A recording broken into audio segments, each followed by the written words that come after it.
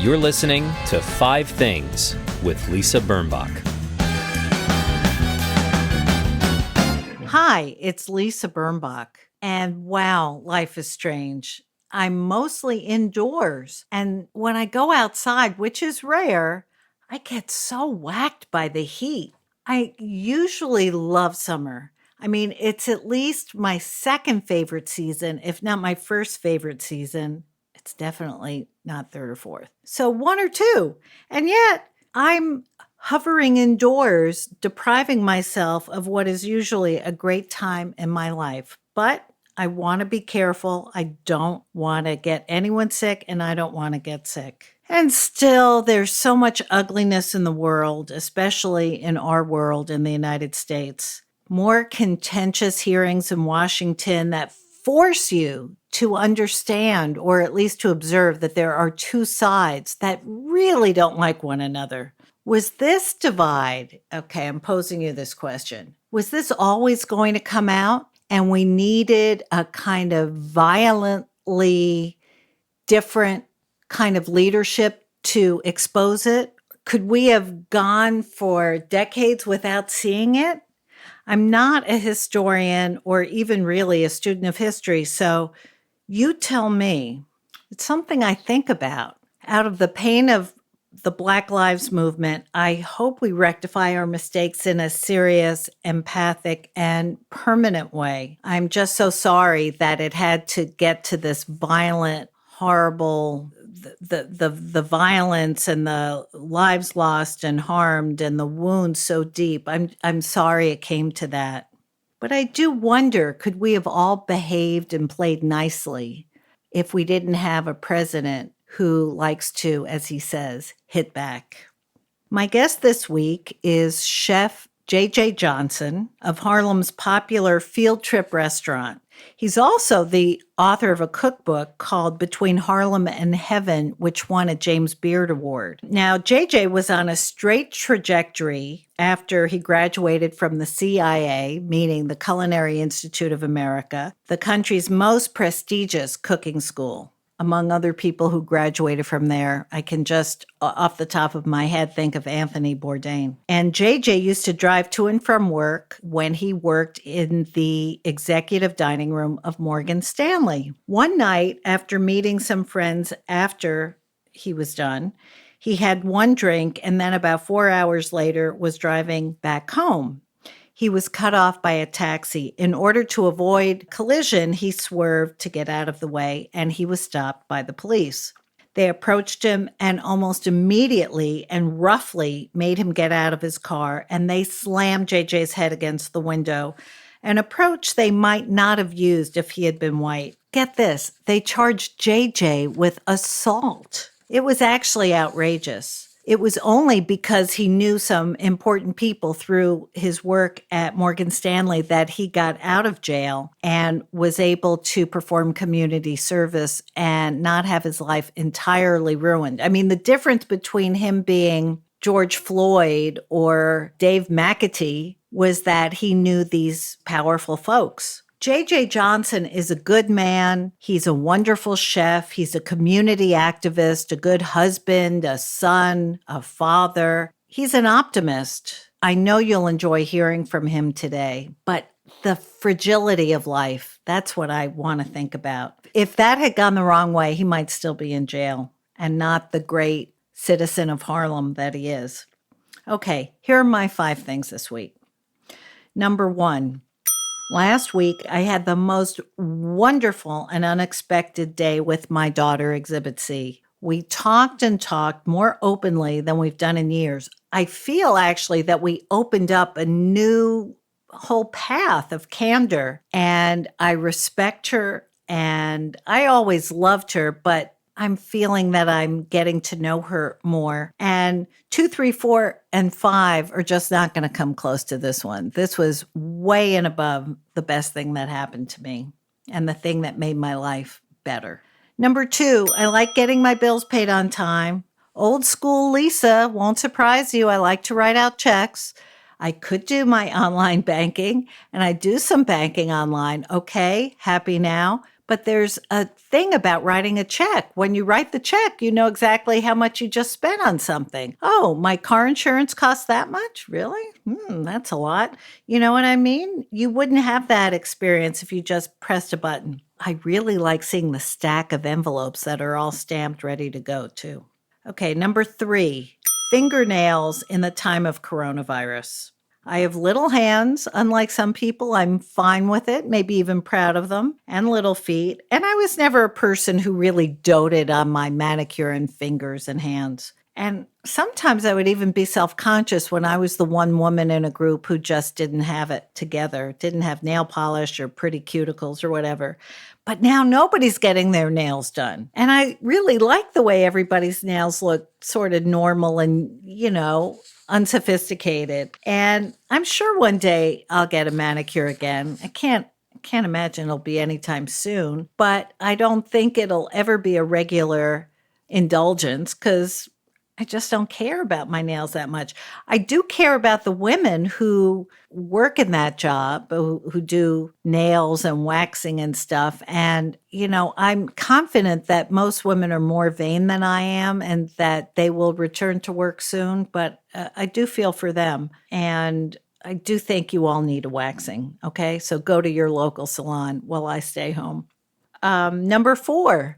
Do you realize that everybody is kind of reachable now?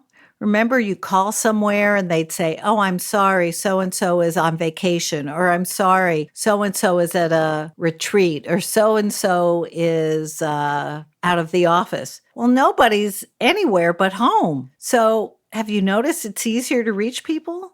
I certainly have, and I like it.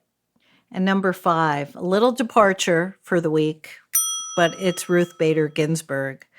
She inspires me so much. What tenacity, what purpose. Let's just all pray for her. And if we don't pray, think about her in a positive way. I'm so moved by her determination to outlive this administration. Ruth Bader Ginsburg is the one.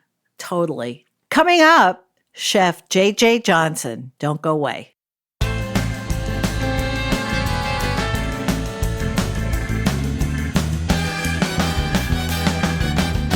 Hi, it's Lisa Birnbach. We're back with my guest, J.J. Johnson. Welcome, J.J. Oh, thank you for having me. It's super exciting to talk with you. Thank you. There's a new thought amongst white people, which is support Black businesses. If you really mean to do something, show us with your money. That's something that should go without saying, and yet it doesn't go without saying. Why are we having to remind ourselves all the time to do that? I wrote an op-ed on in Esquire about that, Yeah, I read it. It was very powerful. And I'm not saying take all your money and support Black business. I'm saying take 15% of where you would spend your money and take that 15% of your money and put it toward Black business. And that most likely will help the business, but also impact the community that the business is in. Most Black businesses are in Black and brown communities. And that business is hanging on really tight. It's a small mom and pop shop. They do a lot for their community. They help keep it together. They help keep it going. And most people don't even know about those small business that are in those communities across the country. We're not just talking Harlem, the Bronx, Queens, Brooklyn. We're talking Oakland, Detroit, North Carolina, Miami, Florida, Nashville. We're talking real communities small business that are engraved in these communities that hold these communities together. And I think if white people go to these communities or these Black-owned business, they will understand the culture more. They will help push their narrative. And I think it would truly bring us together more than ever. Most people that are going into Black neighborhoods or shopping in Black business, taking Uber or Lyft, jump out, get their stuff and jump right back in their Lyft or their Uber and say, oh yes, I was in that community, but no, you didn't even look around to see what else was there. So it's kind of like a form of bourgeois tourism or something. Yeah. I mean, like if you think of some really great Black-owned business, most people really do just are tourists to that business in that area that they go see.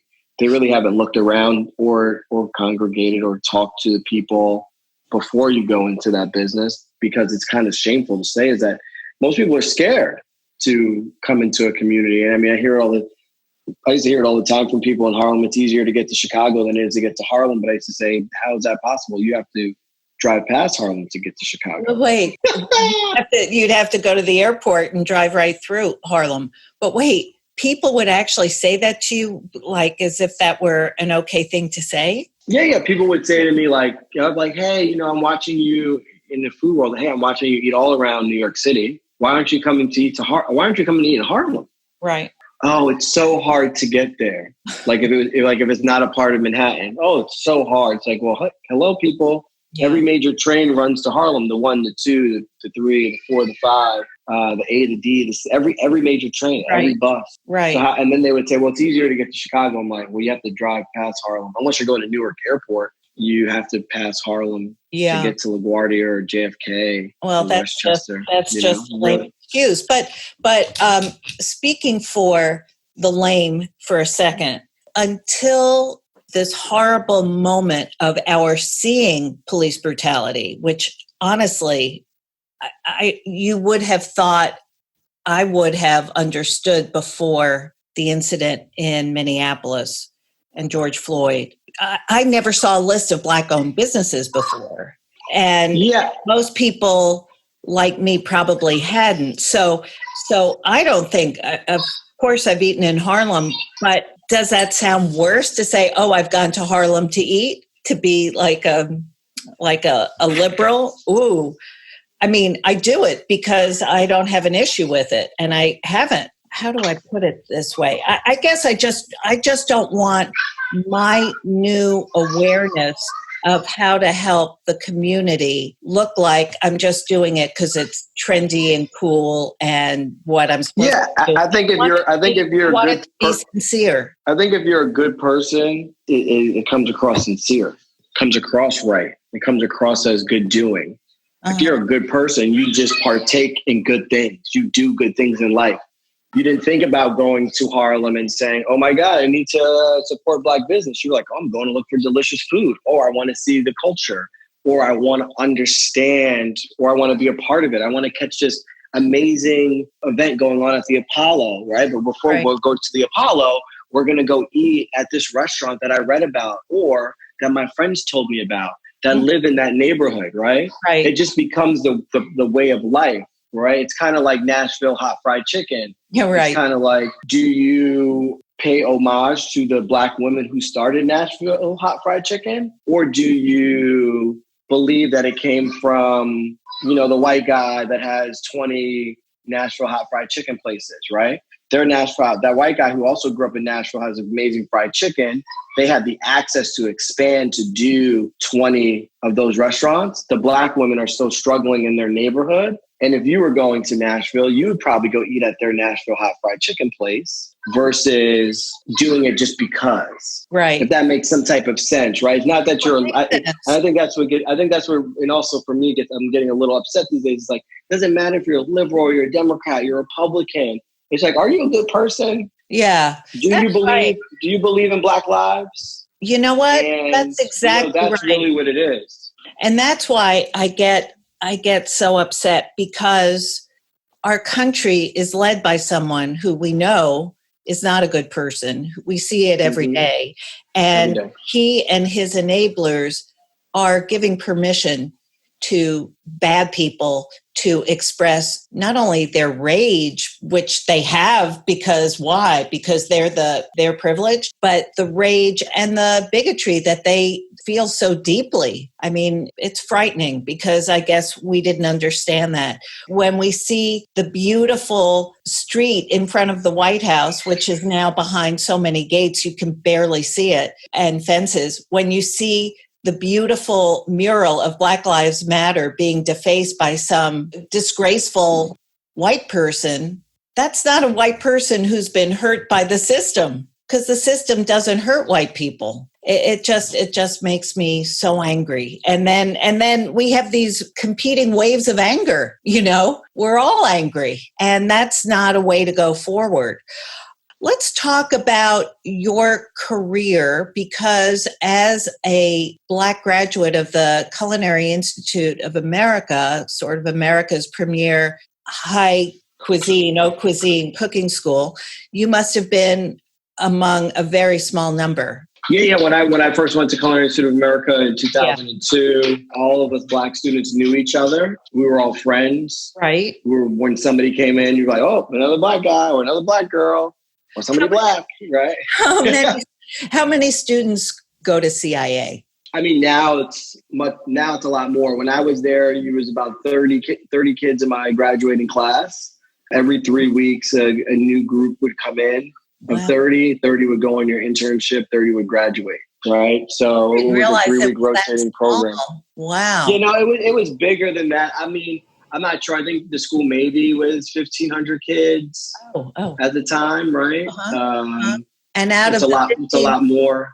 Right. Out of the 1,500, maybe 3% Black at the time I was there. Then when I went back for my bachelor's, it grew probably to about 5 to 8%. And now it's grown more, maybe like 10%. And I think the population of Black students going to college across the country has grown, or more kids are getting accepted. Mm-hmm. I think the biggest thing for me is, what does your faculty look like, right? Right. At Culinary Institute of America, there was only one Black chef. Oh, wow. Right? Oh, boy. And before him, there was only one other Black chef before him. So, I think that's a bigger for me, that's a bigger thing to look at than kind of the student population. Well, right. There's plenty of, sorry. All right. No, it says to you, this is great. You got into the most competitive cooking school in the country. Don't expect to get a job teaching here at the very least. That this is not a message of, you're going to go out there and take the world by storm or whatever the expression is. Yeah. And I mean, me and my mom have talked about this. I grew up in the Poconos. My mom was the only, in the whole Pocono Mountain School District at one time. My mom was one of the only Black teachers. Mm-hmm. And then the next person Black to her was a custodian. Yeah. And I think that's when, in a lot of schools across the country, you see the gym teacher, the athletic director, the coaches, the custodians, that's who's Black in the school. Mm-hmm. Then you might see a little bit of sprinkles of a teacher here, or a guidance counselor here, or the executive assistant here. And I think that's where, when kids are in school and they're looking up to people, they can't look, it doesn't matter what color you are, you can't look up and say, oh my God, I had 4 Black teachers, or my principal was Black, right? And then when you get into society, that authority can come from many different cultures and race. And I think that's where oppression really is, because the people that are teaching you don't look like you or look different than you, but are majority white people. And nobody can tell me that there aren't Black teachers that are looking for jobs across America and they don't get them because of the color of their skin. And that's another thing that we see also in the culinary world. Well, so as you were graduating from Culinary Institute, did you have a mentor there who said, you can do this, you're really talented, JJ, or did you have to forge your own way? The chef there, his last name was Johnson, like me. He was a mentor. I think he tried to mentor all the Black students there, and told us that we all could be great. But there also was a lot of other white chefs there. We used to call a chef, his name was Clark. His name was Corky Clark. He taught fish butchery. Uh-huh. He was very stern and tough on us all. He would definitely have his one-on-ones with Black chefs and reference, research Patrick Clark, look at him. You can be just or great or better than him. And I remember having that conversation with him. But he was in the military. He saw the world very different than his peers, his French peers, French culinary professors in school. He made sure that, he was the first chef that you had to come through when you came there to try to change the mindset of people. So he was an ally to the Black community. Uh-huh. And what's the advice given to Black students there as well as white students there about finding your way? Because as most people know, I guess, the way you become a successful chef is to apprentice in kitchens of professional chefs. Correct. Yeah. I mean, I think that's still the route. That's still the advice I give kids. The CIA is training you to be the best. I mean, our slogan when we were there was not preparing is preparing to fail. I still have that written on most of the top of my notebooks or on the screen of my computer. It's like one of the best things. It's like true. If you're not prepared, you will fail. So they want everybody that's graduating from there to be great. If you can afford to go there or if you get accepted and you can afford to go there, the assumption is that you will be great. Yes. You will be better than everybody else in the world, just like if you go to Harvard, Yale, Columbia, MIT, right? And so they were always pushing that way. And I think the other biggest thing was that you have to go out and get your own externship or your own internship. Mm-hmm. We are not going to help you. We're going to give you access, but we're not going to help you. So yes, at that time when I was in culinary school, I wanted to go work at the Ritz-Carlton in Puerto Rico. I didn't get accepted. I wound up working at Tribeca Grill and Drew Nepriant, probably one of the best owners who's a mentor to me still today. Stephen Lewandowski was a chef there. Really set the foundation for who I am and what I became, and then where I started to look for jobs. Right? I never wanted to work underneath the French guard. I never wanted to be screamed at that way or get abused or the stories that you would hear. Yeah. I one thing was I wasn't raised that way for people to talk to you like that. It was, you will always, if you show respect, you will get respect back. But that's just not what was happening in those kitchens. And I just wasn't built that way. And I didn't want to set myself up not to be successful, to be frank. Right? I'm living with my aunt in New York City and my uncle. And how can I come home to my aunt and my uncle and say, yeah, today I got pots and pans thrown at me?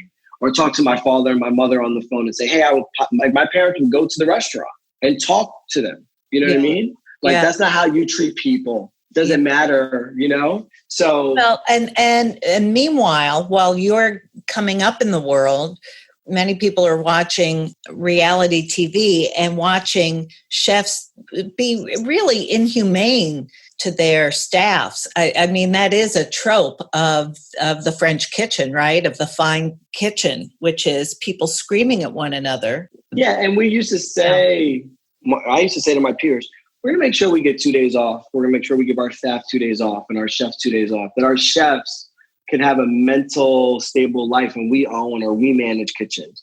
We will not be like our successors. Yeah, we want to put out great, delicious food, run a very strict and fun kitchen, right? But we're not going to mentally beat up people. And I mean, especially for the Black kids that were coming up in those kitchens, a lot of them have suffered from mental health. Yeah. Alcoholism, drugism, you name it, they got it. And they worked in those kitchens that all in those restaurants that you eat at today. And it's just sad to hear those stories. And now they feel comfortable coming out and talking about it, because before it was, oh, you're just complaining. It was like, hey, man, no, I was being treated really different. And I was the only Black person there. And if I reached out to somebody, if I reach out to HR or somebody, I would be looked at as a complainer or a crybaby. We're in the kitchens I worked when Tribeca Grill, Jane, the Smith, Morgan Stanley Executive Dining Room. Those places were, I don't want to say super diverse, but they treated everybody fairly. Like when I was at Jane, I worked there for 4 years. If I went to Jeffrey Lefcourt or Glenn Harris or Brian Ellis and said I had a problem with somebody and I was a sous chef, they would sit down with the person. I would be a part of the conversation. Yeah. They were forward thinkers. They wanted to change the climate. But if you look at now, the Smith, right? The Smith is one of the busiest restaurants in New York City, right? Not because they put out really delicious food. They treat their employees really well, and it trickles into the customer. And absolutely.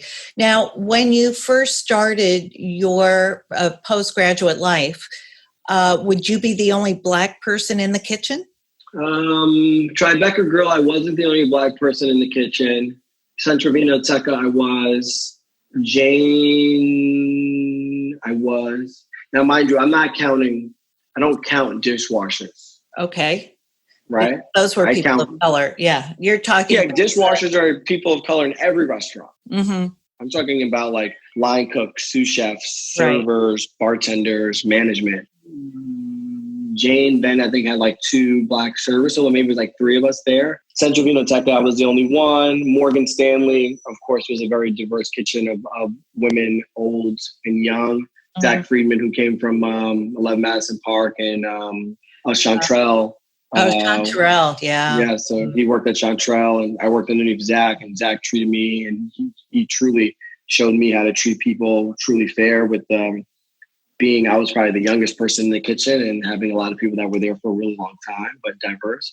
And then when, I started running my own kitchens, I would probably say my kitchens were probably the most diverse kitchens in the world. And when I say in the world is because when I ran the Cecil in Harlem, the kitchen spoke 10 different languages. Oh my.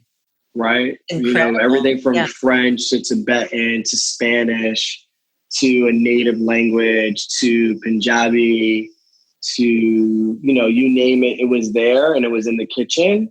Uh-huh. And that's what I think a kitchen should feel like. And it made when people came to interview, like, oh my God, I want to work here.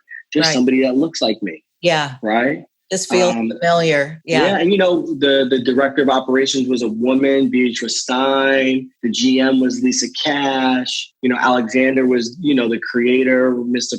Richard Parsons was the owner of the space. And that was what then set the tone and the true foundation for me when I went out on my own and started FieldTrip, which is a rice bowl shop in Harlem. And our investor pool is very diverse with men, women, people of color. Our team has women, has white men, has everybody. It truly feels and looks like what I say is like it should look like what the country looks like.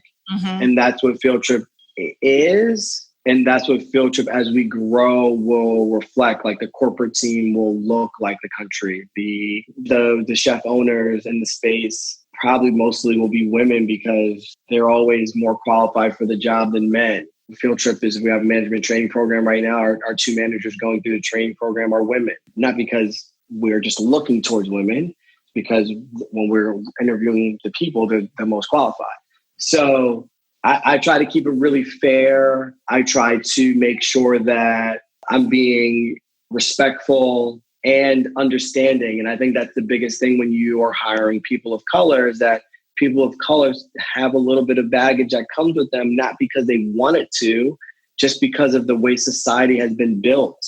And I think that's why I've been very successful with Black and brown people that work for me, just because I can understand what they're going through, because either my family has went through it, or I personally have went through it, or I just know that's just what it is. And I'm not saying that's your scapegoat, but I understand, and let's try to push forward from that.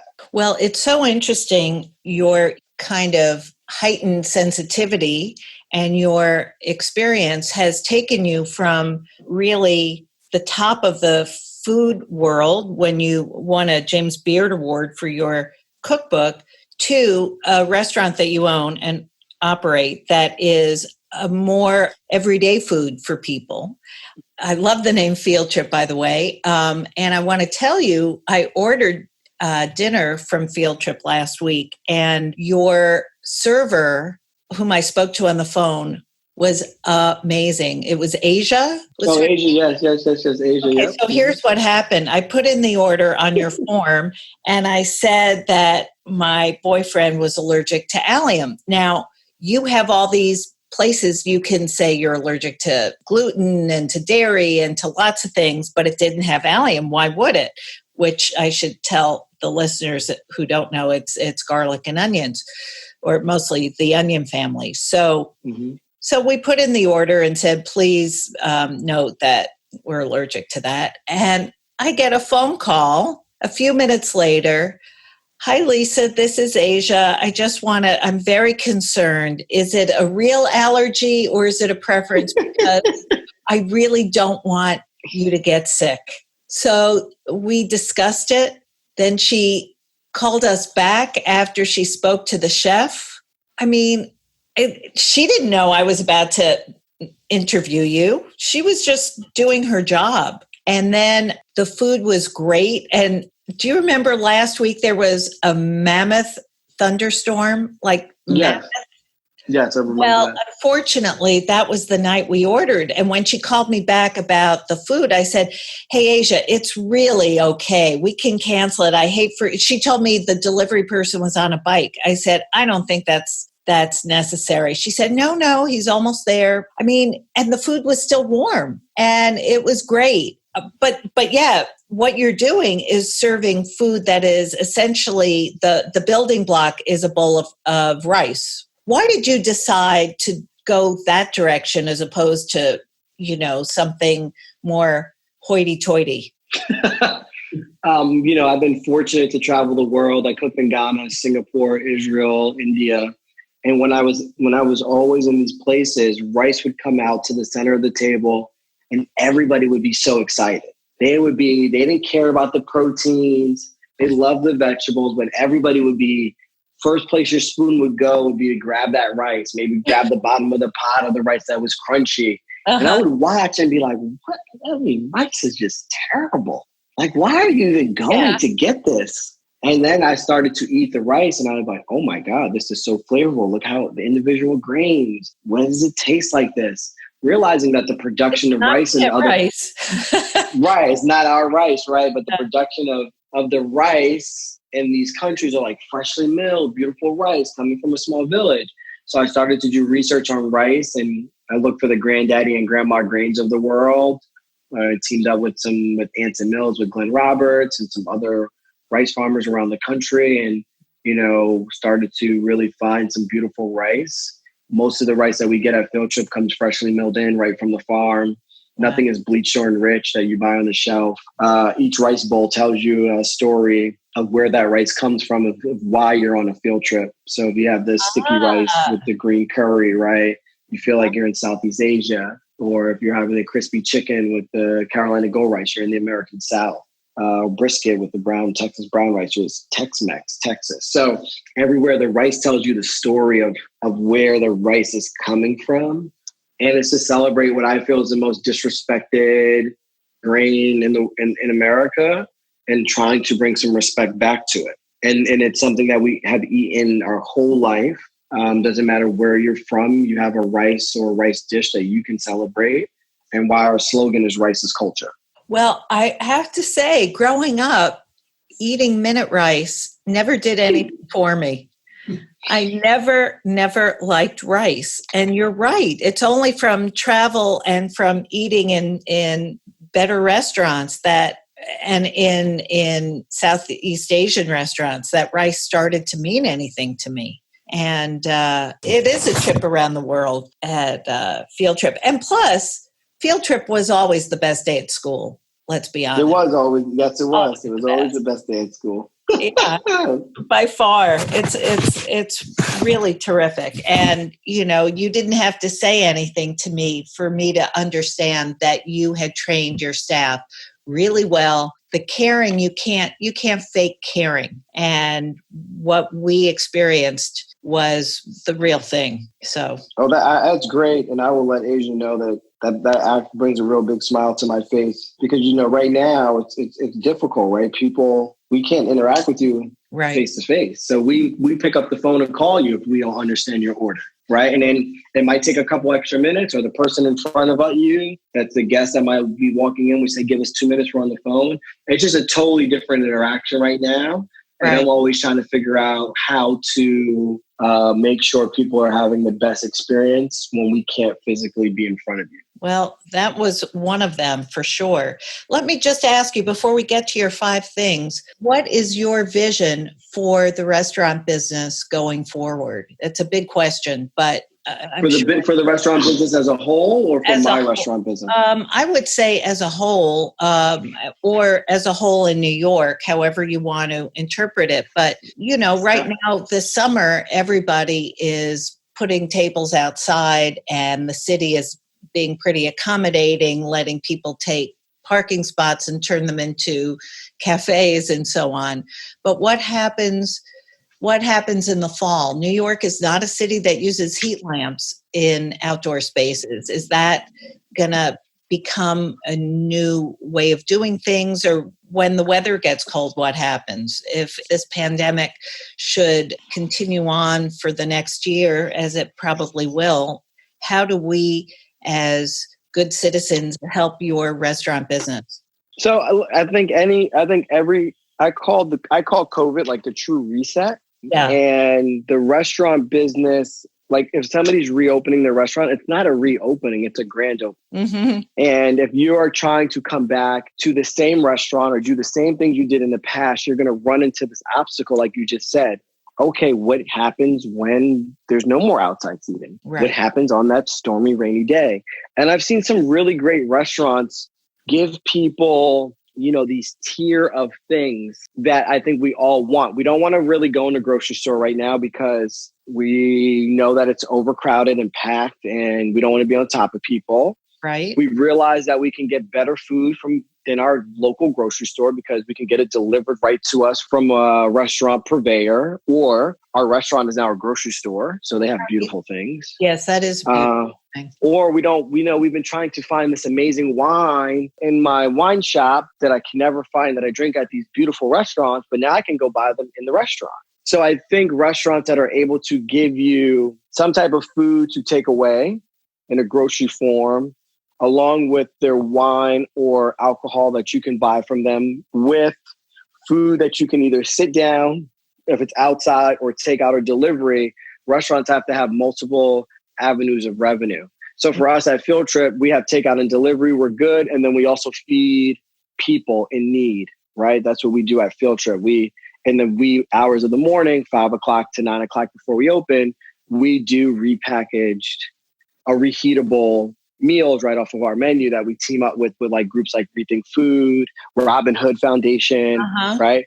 To then put back into our direct community of Upper Manhattan, Harlem, and the Bronx. So that's our other revenue area, right? Where we do it at cost, but it allows us to keep our people. But like restaurants like Cote, I don't know if you're familiar with Cote, which is a Korean, steak. Right? They've done steakhouse. They've done an amazing job through the pandemic. I've ordered their beef butcher box for 4th of July. Right? Wow. Because of like, why would I go to now it's a little pricey, but why would I I can't get these cuts of meat from the supermarket. Right. Right. So let me get this. I have beautiful burgers, steak. I can grill this. We have our Korean barbecue theme, and it works, and it's at home, and it feels safe. So that box is $250. If you do 100 of those boxes a week, that's more money than you would actually have. Right. Yeah. And then so that's how I look at the future of restaurants. You have to really be doing some niche or pivots to make it in society. But we're going to see a lot of our favorite restaurants closed, and it's a sad moment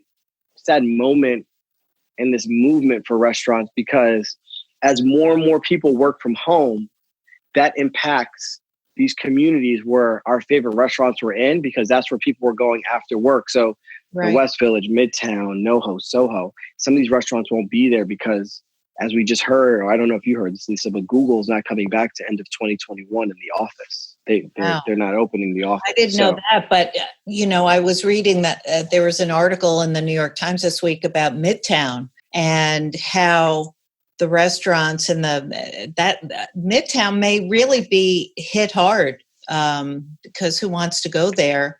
It's a place that you only ate at 5 days a week anyway, because it's where people work. Midtown had a weekend food life.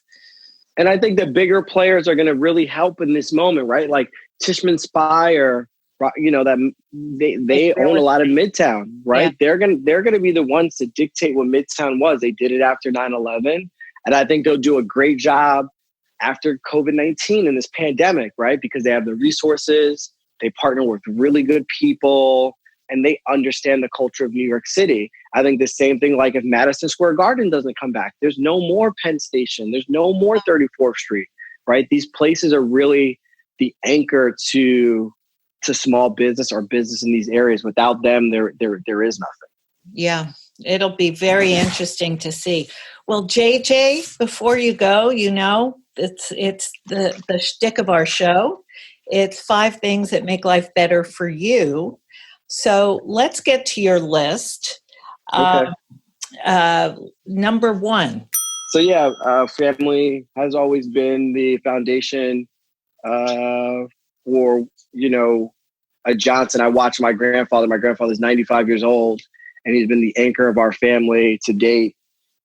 He always made sure if my parents couldn't make it happen, he was there to help them make it happen, so that so me and my sister can make it happen. And now my immediate family, with my wife Mia, and we have twins, a boy and a girl. She's really the anchor for me. She really is the one that enables me to do the things in life that I'm able to do.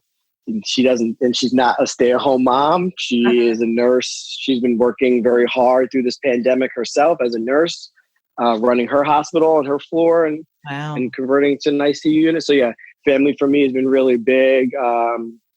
And even with my in-laws and everything, we really believe in looking out for each other, and especially during this hard time. Family, I think, is really the key. And if I tell people, my friends all the time, if you haven't checked on your family member, give them a call, because mental health is really hurting a lot of people, as I lost an uncle to mental health during this time. So I'm so sorry. Yeah. This is a mental health crisis as well as a physical and economic crisis. That is for sure. Number two, you said you're real friends. Yeah, real friends. I tell you, there's some friends that I haven't talked to in a long time, but were the first ones to check up on me during the pandemic. My buddy Justin Gaines, who has 2 restaurants in North Carolina, he would call me and text me every day. How's the business? Hang tight, fight through. You know how to fight. You know better than all of us. Right now, I didn't talk to Justin for 2 years. He's one of my closest friends. Now we talk every day again. My buddy Kamal Grant, who owns Sublime Donuts in Atlanta, it's like he's like godfather of my kids, checks on me all the time. So real friends in these moments really push through, but you have to, I think sometimes we forget who our friends are. Especially if they're not people we see all the time. Right. And we have to remember who's with us when we're at our ultimate low or in the darkest moments, because those are the people that will always be with you. Not the people that are with you when the sun is shining or there's a rainbow. Those are easy people to be around you because they want to be with you in the moment. Yes. So I'm always very fortunate for my real friends. Excellent. Number 3 is good partners. Yeah. Good partners. And when I say good partners, I'm really fortunate. I have a television show on the Clio network called Just Eats with TV One, who's been a really great partner. They were the first people, along with Powerhouse Productions out of New Jersey, to give me a shot to do a cooking show on television. Culinary ambassador with MasterCard. They were with us through the thick and thin at FieldTrip and making sure that whatever we needed, they would be able to help us through those times with the financial access that they have. BuzzFeed on the Tasty platform really helped me spread the word. So, good partners, I think, are always a route to go as you grow in any aspect of your career. As you grow, you should be partnering with good partners, just like you look to hang out with good people, making sure that they're doing good things in the world, that they're staying true to themselves, and they're not just being, quote unquote, putting a black square on their Instagram page because it's cool. Right. Yeah, I've been reading about how some celebrity chefs who were supported by Stephen Ross, the real estate guy, how they, were very disappointed that he was supporting Donald Trump and his reelection. And they did write to him and ask him to reconsider, but I guess, one has no control over that. That's a hard one, right? Right. Richard Parsons, who's the ex-CEO of Time Warner and Citibank, is a mentor to me as I grow in my career in some of these areas I don't know. And he's the one that told me, it was like, some of these people do really good business and their companies stand for something, right? But who they are as an individual is different than their company. So like Stephen Ross's, I believe, like his company does a lot of great impact work, right? Now, his company's surrounded with different people. He doesn't call the shot. But who he is as a person is what he supports. Now, can those two things intertwine? I think that's where it gets kind of hard sometimes, right? And for me, it's like, is the CEO of MasterCard bad versus MasterCard the company?